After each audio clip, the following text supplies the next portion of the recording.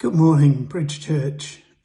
Great to have a chance to speak to you again. And I've just been thinking about something God said to me about 8 years ago, which was, I'd really like you to read about Moses and learn from his life.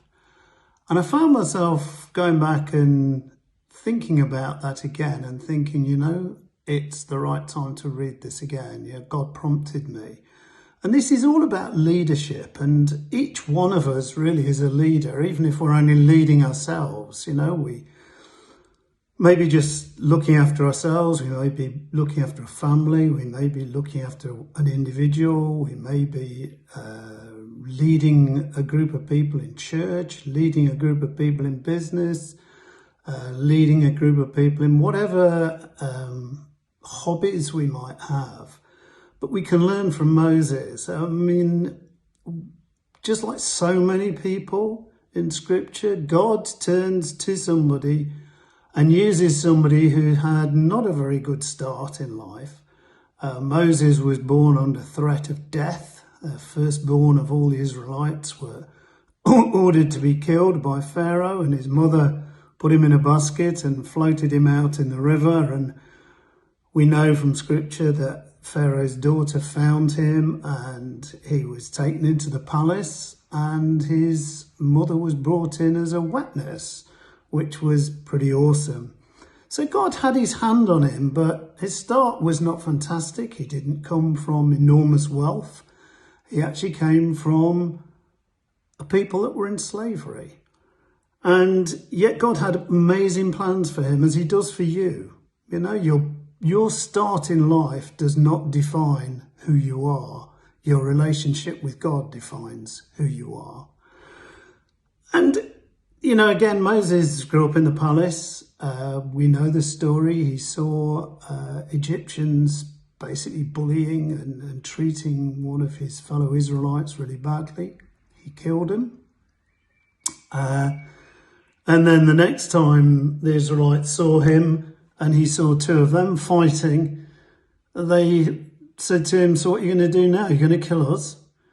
So his own people were beginning to sort of see, well, if you can kill an Egyptian, maybe you can kill one of us too.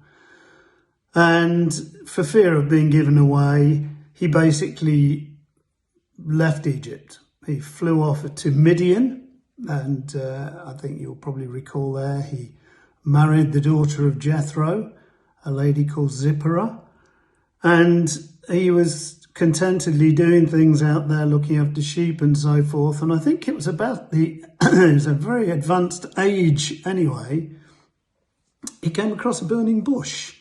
And I think if you and I had seen a bush that was burning and a voice coming from it and the bush appearing not to be consumed, it would grab our attention. What does God do to grab your attention as a leader?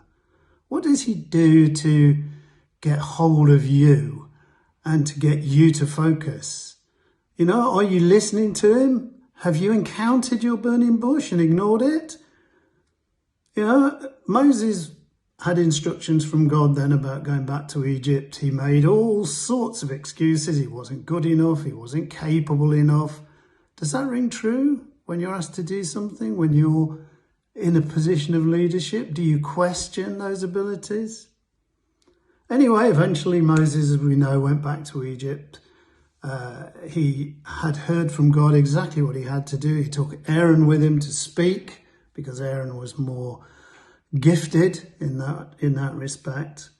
And Pharaoh was stubborn. And this was all part of Moses learning to have confidence in God and to lead. And of course, there was the business of throwing down the staff and it turning into a snake, and Pharaoh got his magicians to do just the same magic, the only difference being that Moses' staff actually ate the snakes that Pharaoh's staff turned into. We had the various plagues, which the magicians managed to mimic as well. And eventually, though, Pharaoh said, "Okay, I'm going to let you go." And Moses had instructions about the Passover. He had to pay attention. He had to pay attention. That's another thing as a leader. Do you pay attention to God? Are you hearing what God's saying? Are you allowing him to speak clearly to you? And are you retaining what he's saying and taking it with you?